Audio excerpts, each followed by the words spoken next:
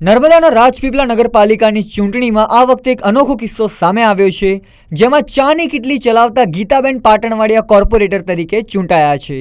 રાજપીપળા નગરપાલિકામાં ભાજપ એક સામાન્ય શ્રમિક પરિવારની મહિલા ગીતાબેન પાટણવાડિયાને ટિકિટ આપીને સૌને ચોંકાવ્યા હતા।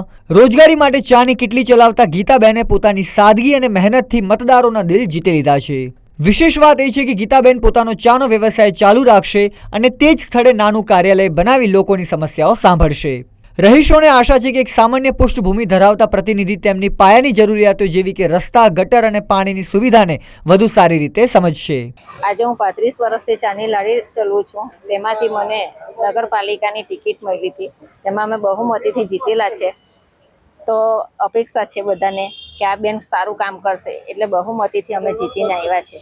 તો પછી અમે એવું વિચાર્યું છે કે અહીંયા જ આપણે મારી ચાની લારી હોય ચાલે ને હોય ચાલે, તેની બદલે અહીંયા જ અમે કાર્યાલય બનાવી ને ચાની લારી હોય ને ધંધો હોય કરીશું ને બધાનું કામ હોય કરીશું સારી રીતના ને બધાને સપોર્ટ કરીશું ને એ કરીશું।